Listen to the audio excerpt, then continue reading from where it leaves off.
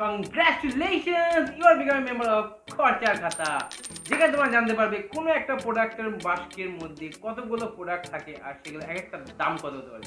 তার সঙ্গে তোমরা এটাও জানতে পেরে যাবে তার রিভিউটা, যে সেটা কেমন ইউজ করতে, যদি খাওয়ার জিনিস থাকে তাহলে কেমন খেতে, যদি এমনি ইউজ করা থাকে তাহলে কেমন ইউজ করতে। তো ভাবছো কি, সাবস্ক্রাইবটা করো, তবে তোমরা এরকম ভিডিও আরও দেখতে পাবে। চলো দেখে নেওয়া যাক আজকের ভিডিওটা কার উপরে। আজকের টপিকটা হচ্ছে হলো একটা দেশলাই বাষ্প যার দাম 1 টাকা।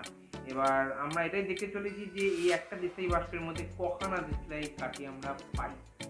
কোয়ান্টিটিটা তো অনেকটাই কম মনে হচ্ছে, আগে পুরো ভরা থাকতো, মানে যা কোয়ান্টিটি এখন দেখা যাচ্ছে তার থেকে ডবল কোয়ান্টিটি থাকতো আগের বার। তো যাই হোক, দেখা যাক যা এসছে কেমন কি এসছে। এটা হচ্ছে পুনাম কোম্পানি থেকে, পুনাম লাইট।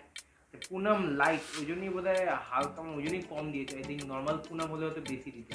যাই হোক, কথা না বাড়িয়ে দেখা যাক কটা আছে এখানে কাঠি। কত কম, দেখেই কেমন খারাপ খারাপ লাগছে। যাই হোক, 1 2 3 4 5 6 7 8 9 10 11 12 13 14 15 16 17 18 19 20 21 22 23 24 25 26টা কাঠি এখানে আছে। তার সাথে একটা ভাঙা কাঠি আছে, যেমন তো কোনো বারুদ নেই। মানে এটাকে কাঠি তো বলা যায়, এবার দেশলাই কাঠি বলাটা একদম ঠিক না এটা। তো এটাকে আমরা সাইড করে রাখি। নর্মালি এখানে আমরা 26টা কাঠি পেলাম। এবার দেখা যাক এক একটা কাঠির দাম কত হতে পারে। তো ন্যাচারালি 1 টাকার দেশলাই কাঠি বাষ্প, এটা 1 বাই কোয়ান্টিটি মানে 26। এখানে যা রেজাল্ট আছে 0.384615384861, মানে অ্যাপ্রক্সিমেটলি ধরে বলা যেতে পারে এটা এক একটার দাম 3 পয়সা করে।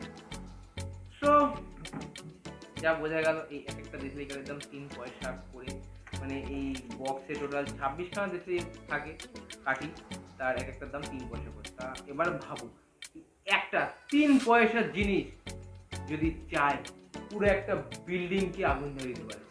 ও 3 পয়সার জিনিস পুরো বিল্ডিংকে আগুন ধরে দিতে পারে। মানে একটা দেশলাই যদি আমি কাঠি জ্বালিয়ে বিছনায় ফেলি, পুরো চাদর তো ঝলসে যাবেই, সাথে সাথে পুরো ঘর বাড়ি ঝলসে যাবে। একটা 3 পয়সার জিনিস কত কিছু করতে পারে।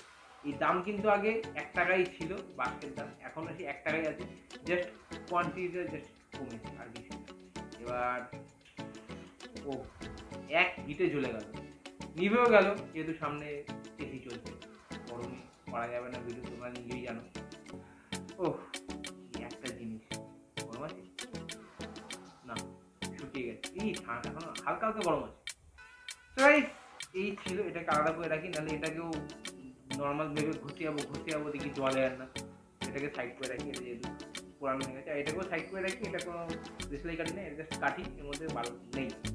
সো গাইস, যা ছিল এরকমই ছিল। একটা বাস্কের মধ্যে কটা কাঠি ছিল তোমাদের জানিয়ে দিলাম, তার একটা দাম কত হতে পারে সেটাও তোমাকে জানিয়ে দিলাম। সো গাইস, আজকের জন্য এতটাই, চলো টাটা।